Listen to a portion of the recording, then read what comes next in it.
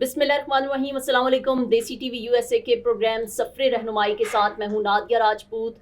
और आज हम बात करने जा रहे हैं मैनर्स के बारे में। किसी भी माशरे की तश्कील में मैनर्स का एक बहुत अहम किरदार होता है। यानी इंसान जब पैदा होता है सबसे पहले तो वो अपने घर में मैनर्स को सीखता है, उसके बाद स्कूल में जाता है, फिर जब उसका सोसाइटी में लोगों के साथ इंटरेक्शन होता है तो वहाँ पे भी बहुत सी चीज़ें सीखता है। यानी मैनर्स का हमारी ज़िंदगी में काफ़ी किरदार है। और इसी बारे में हमारे साथ बात करने के लिए मौजूद हैं चौधरी हमज़ा खालिद, जो कि बैरिस्टर हैं और लोगों की लाइफ को इम्प्रूव करने के लिए, लोगों की रहनुमाई के लिए काम करते हैं और उनको उनके हुकूक दिलाते हैं। आइए उनसे बात, लाइफ कंसल्टेंट हैं, उनसे बात करते हैं और इसी बारे में उनसे सवाल पूछते हैं। अस्सलाम वालेकुम हमज़ा खालिद। जी, वालेकुम सलाम मैम, क्या हाल है? कैसे खैरियत से हैं? ठीक ठाक। हमज़ा, आप कैसे हैं? शुक्र अल्हम्दुलिल्लाह। अच्छा हमज़ा, आपसे ये पूछना चाहूँगी कि मैनर्स का हमारी लाइफ में कितना रोल है, क्या किरदार है? देखिए, मैनर्स का लाइफ में तो बहुत ज़्यादा उसका रोल है, सारा रोल ही उसी पे इम्प्लीमेंट होता है, उसी से ही हमें आगे पता चलता है लोगों के। तो जो लोगों के जो चीज़ें होती हैं, जो महसूस करते हैं, जो लोगों का रवैया होता है आपके साथ, वो उसके मैनर्स से ही और एटिकेट से ही समझ आती है कि वो किस तरह चलेगा।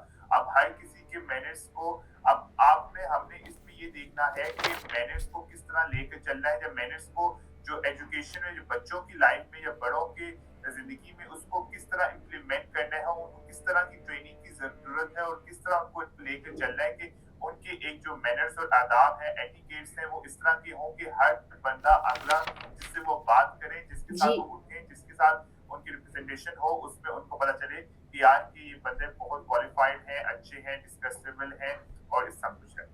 जी, वाक़ई मैनर्स का एक बड़ा किरदार है और वैसे भी इंसान की जो ज़ुबान होती है वो उसके दिल की तर्जुमानी करती है। तो मेरे ख़्याल में इंसान को जब अच्छा बोलता है, वो किसी के साथ अच्छा इंटरैक्ट करता है, तो उससे भी माशरे में काफ़ी ज़्यादा पॉज़िटिविटी आती है।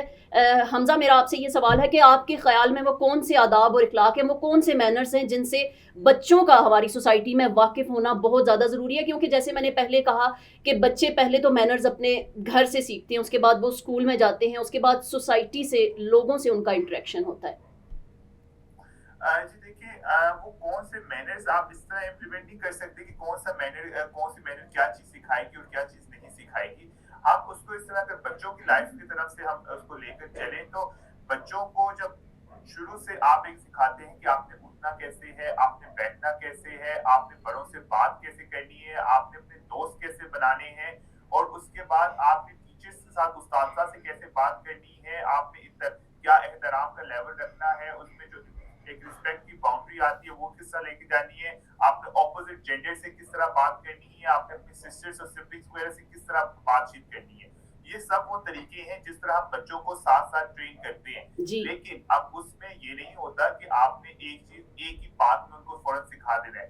अब जैसे अगर कोई छोटा बच्चा है तो उसको हमने लाइफ के साथ साथ हिस्से में आहिस्ता आहिस्ता सिखाना है। जैसे एक बात करते हैं कि हम बच्चे को पहले खुद खाना खिलाते हैं, उसके बाद उसकी ट्रेनिंग करते हैं कि उसे खाना खुद कैसे खाना है। जी। तो जी। ये भी वो भी एक एदाब और एटिकेट्स में आता है। जैसे हम ये बताते हैं कि जी सुन्नत है कि हमें सीधे हाथ से खाना है। जी। उस जी। बच्चे को जिस तरह हम सीधे हाथ से खाना सिखाते हैं और उसको फिर चम्मच पकड़ाना सिखाते हैं, इसी तरह उनकी लाइफ के साथ साथ हिस्सों में हमें उनको आगे आगे ट्रेनिंग देते जाना है। अच्छा, यानी इसमें हमज़ा एक बात बड़ी इम्पोर्टेंट जैसे अभी आपने बोला, लेकिन ऐसी भी है कि जब ये सब चीज़ें हम करते हैं तो हम एक एग्ज़ाम्पल सेट करते हैं जो बच्चे होते हैं उनके लिए, तो हमें ये चीज़ें अपने हाथ से करके उनको दिखानी चाहिए, तो with the passage of time वो उन चीज़ों को सीखेंगे। नहीं, अब उसमें अब देखिए कि आप कौन से लेवल की, कौन सी एज के बच्चे को आप ये चीज सिखा रहे ऐसे ही हैं। है। अब जाहिर है जो छोटा बच्चा है उसको तो आप जैसे चम्मच पकड़ाना सिखाते हैं या उससे बात करना सिखाते हैं, उसके साथ जो लैंग्वेज आप बोलते हैं वो वही लैंग्वेज सीखता है। जी। ठीक है। अगर आप उससे फॉर एग्जाम्पल, हम अगर इस बच्चे से इंग्लिश में बात करें तो बच्चा इंग्लिश बोलना सीखेगा। जी। जी। अगर हम बच्चे से उर्दू में बात करें उर्दू, और हम उससे गंदी लैंग्वेज से बात करेंगे तो वो गंदी लैंग्वेज सीखेगा। ऐसे ही है। तो वो एक चीज होती है, कुछ चीजें आपने साथ साथ खुद सिखानी होती है और कुछ चीजों का उस पे ये इम्प्लीमेंटेशन होता है कि लाइफ में आगे जाकर वो आपको देख कर सीखते हैं। जो देख कर आप सीखते हैं। हैबिट्स कह रहे होते, जो आप बड़ों को देख कर वो आगे सीखते हैं। इसी वजह से बच्चों की जिंदगी में उनके मैनर्स और इनकी एटिकेट्स जो है उनके बड़ों से आते हैं और उस्ताद से आते हैं। तो अगर वो प्रॉपरली उनको मैनर्स सिखाएं और प्रॉपरली फुल वेल मैनर्ड हो, तो वो बच्चों की अच्छी और खूबसूरत होती है। अच्छा हमज़ा, आपसे ये भी पूछूँगी कि जैसे ख़वातीन से बात करने का भी एक तरीका होता है, उनसे अदब-ओ-आदाब से बात करनी चाहिए। अगर आप देखें वेस्टर्न सोसाइटी को देखें, उसके अलावा पाकिस्तानी सोसाइटी में डिफ़रेंस आपको एक नज़र आएगा। जैसे हमारे ट्राइबल एरियाज़ हैं, वहाँ पे ख़वातीन से अलग तरह का सलूक रवा रखा जाता है। तो इस बारे में क्या कहेंगे कि ख़वातीन से किस तरह का लहज़ा और ख़वातीन के साथ किन मैनर्स और किन तरीकों से बात की जा सकती है? क्योंकि वेस्टर्न अगर आप देखें और पाकिस्तानी, तो उसमें काफ़ी डिफ़रेंस नज़र आता है। देखिए जी, वेस्टर्न और ईस्टर्न को अगर अगर हम इस तरह बात करें तो वो बिल्कुल डिफरेंस आता है, लेकिन रिस्पेक्ट का लेवल कहीं भी चेंज नहीं होता। अच्छा। एक जो रिस्पेक्ट है वो आपकी कहीं भी नहीं चेंज होती जहां, लेकिन अगर जिस तरह आपने ये बात की कि एक हम अगर पाकिस्तान की तरफ बात करें, पाकिस्तान में जो दूर दराज एरिया है, जहां गांव वगैरह है, वहां जहां औरतों को रिस्पेक्ट नहीं दी जाती, जी, जी। उनकी हकूक की बात नहीं की जाती, उसमें इसमें मैनर्स का कोई हकदार नहीं, मैनर्स का बिल्कुल है, लेकिन उनके पास एजुकेशन ही नहीं है। जब आपके पास बेसिक एजुकेशन ही नहीं है, बेसिक अवेयरनेस ही नहीं है, तो आप उनसे मैनर्स की बात करना तो बहुत दूर की बात आ जाती है। उसमें तो ये है ना कि उन पे जो हमारे नबी सल्लल्लाहु अलैहि वसल्लम ने जो सुन्नतें और जो चीजें हमें जी, जी। अहकामात दिए, जो कुरान की तरबियत हमें जहां से मिली, जो नॉलेज हमारे पास आया, उनके पास वो बेसिक नॉलेज ही नहीं है कि जिससे उनसे आप आगे कर सकते। और हमें तो उनको वो चीज ट्रेन करने की जरूरत है। उसमें तो बच्चे बाद में आते, पहले उनके जी। बड़ों की हम जब तक ट्रेनिंग नहीं होगी तब जी, तक जी। उन छोटों पे बात इंप्लीमेंटेशन नहीं आती। अच्छा हमज़ा, जैसे हमारा सोसाइटी में जब हम मैनर्स का ख़याल नहीं रखते, क्योंकि मैनर्स जो होते हैं वो मुआशरे को, जब हम अच्छे मैनर्स, गुड मैनर्स की बात करते हैं, वो मुआशरे को पॉजिटिविटी की तरफ लेकर जाते हैं। लेकिन अगर हम अच्छे मैनर्स का मुज़ाहिरा नहीं करते, तो उससे हमारी सोसाइटी के ऊपर क्या असर पड़ता है? सबसे बेसिक देखिए क्या असर पड़ेगा? किन-किन चीज़ों पे? देखिए कि सोसाइटी में हर चीज में बहुत असर पड़ेगा। आपके जो अगर हम बच्चों को बेसिक मैनर्स या लोगों को बेसिक मैनर्स नहीं सिखाएंगे, बड़ों को भी अगर बेसिक मैनर्स नहीं आएंगे, तो आप इस चीज को इस तरह देख सकते हैं कि ये जो सच बोलना है, झूठ बोलना है, क्या करना है, क्या नहीं करना, क्या ठीक है, क्या गलत है, ये भी हमारे मैनर्स में आता है। और अगर हम हमारे तरबियत में ये मैनर्स के वर्ड्स नहीं होंगे या इसकी लर्निंग नहीं होगी, तो उसके बहुत नेगेटिव असरात होंगे। फॉर एग्जाम्पल, ये जो लोग चोरी करते हैं, जो बच्चे छोटे छोटे चोर बन जाते हैं, जो बार्गेनिंग होती है, जो बाहर बच्चे गरीब जी। मांग रहे होते हैं लोगों से, ये भी एक बहुत गलत तरीका है और एक बहुत गलत चीज है।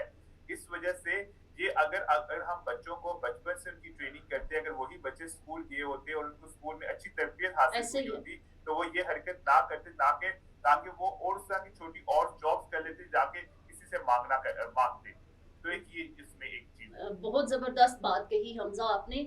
और वाक़ई यानी आप ये भी कहना चाहते हैं कि अगर बच्चों को अच्छी तरह मैनर्स ना सिखाए जाएँ, तो वो बहुत सारी गलत एक्टिविटीज़ में भी इन्वॉल्व हो जाते हैं और क्राइम्स भी करते हैं। बिल्कुल ऐसा ही, बिल्कुल अच्छा। ऐसा ही। आपसे हमज़ा एक और ये बात मैं कहना चाहूँगी कि अब जैसे मैनर्स की आपने बात की, पहले तो हम अपने घर में होते हैं, वहाँ से मैनर्स सीखते हैं, उसके बाद बच्चे स्कूल जाते हैं, कॉलेजेस में जाते हैं, यूनिवर्सिटीज़ में जाते हैं, फिर अपनी जॉब में जाते हैं। तो जॉब का जो एनवायरनमेंट होता है, वहाँ पे मैनर्स की क्या इम्पोर्टेंस है? मैंने ये भी देखा कि बहुत से जॉब का जो एनवायरनमेंट होता है, ख़ास तौर पे कुछ इदारों में, तो वहाँ का जो बॉस होता है, जो वहाँ का बड़ा होता है, अगर वो खुद अपने एम्प्लॉइज़ के साथ ठीक नहीं है, तो वो आखिर आहिस्ता-आहिस्ता करते-करते वो जॉब को ही छोड़ देते हैं। तो इस बारे में क्या राय देते हैं आप?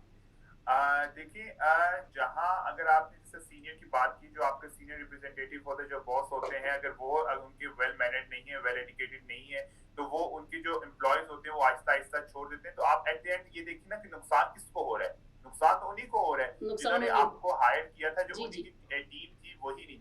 तो इस वजह से अगर उनके वेल मैनर्ड होंगे, वेल प्रिपेयर्ड होंगे और एजुकेटेड होंगे, सबमिसिव होंगे, तो उसमें से ये होगा कि उनकी जो टीम भी होगी उनसे बड़ी कोऑपरेटिव होगी। अगर वो अपनी टीम को साथ कोऑपरेट करेंगे, हर चीज में तो उठना बैठना ठीक होगा, उनसे बात करने की उनको तहजीब होगी, उनसे प्यार और मोहब्बत होगा, उनको बताएंगे कि यहाँ आप गलत कर रहे हैं, यहाँ आप ठीक कर रहे हैं, तो उसके साथ साथ जब चलेंगे तो उनके एम्प्लॉयज ना के उनको सिर्फ छोड़ेंगे, बल्कि उनका जो आउटपुट होगा वो उससे भी डबल हो जाएगा और बड़े कम टाइम में उससे डबल होगा और उनको एक पॉजिटिव रिस्पॉन्स आएगा और उनके बिजनेस में भी उसी तरह तरक्की होगी इंशाल्लाह। बहुत शुक्रिया हमज़ा खालिद। और बातों का ये सिलसिला तो इसी तरह चलता रहेगा और इंशाल्लाह मज़ीद इस बारे में हम प्रोग्राम्स भी करेंगे डिफरेंट टॉपिक्स पे चौधरी हमज़ा खालिद के साथ। लेकिन चूँकि वक्त कम है प्रोग्राम का, तो यहाँ पे एक छोटा सा मैं मैसेज चौधरी हमजा खालिद, बैरिस्टर चौधरी हमजा खालिद से लेना चाहूँगी। देसी टीवी यूएसए के नाजरीन के लिए कुछ छोटा सा मैसेज हमजा।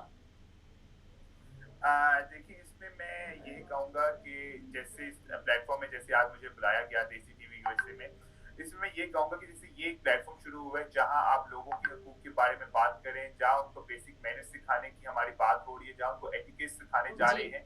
इसी तरह और काफ़ी सोशल मीडिया इस तरह निकले जो इस तरह के प्रोग्राम्स करें, इस तरह के शोज़ करें जिसमें लोग सुने और लोग प्रॉपर ट्रेन हों और इस तरह की एक्सरसाइज़ेज़ हर जगह सिर्फ सोशल मीडिया पे ना हो, बल्कि लाइफ स्कूल्स में इस तरह की चीज़ें चलें, पेरेंट्स इस तरह के काम करें कि बच्चों की इम्प्रूवमेंट हो और आगे आने वाली जो नस्ल है, आगे आने वाले जो बच्चे हैं, उन पे एक पॉजिटिव इम्पैक्ट पड़ा जाए। बहुत शुक्रिया। और हमजा खालिद, बहुत अच्छी बातें आपने की। और हमजा जो हैं हर दफ़ा जो है इसी तरह की खूबसूरत बातें करते हैं, एक लाइफ कंसल्टेंट हैं, लोगों को इंसाफ दिलाते हैं, लोगों की रहनुमाई करते हैं और उसके अलावा मुआशरे में पॉजिटिविटी को फैलाते हैं। बहुत शुक्रिया हमजा खालिद आपका। नाजरीन, इसी के साथ इजाज़त चाहती हूँ। देखते रहें हमारा प्रोग्राम सफ़रे रहनुमाई और मुझे नादिया राजपूत को दीजिए इजाज़त। देखते रहें देसी टीवी यूएसए, DTV NN और हमारा OTT प्लेटफॉर्म DTV फ्लिक्स, जहां 3000 से ज़ायद चैनल्स को देखा जा सकता है। पायल में गीत है छम छम के, भूला के चले री गुरी थम थम के, के महफिल जवान है, हंसी है, तू तो नहीं है, तो दीवाना बनाना है, तो दीवाना बना दे।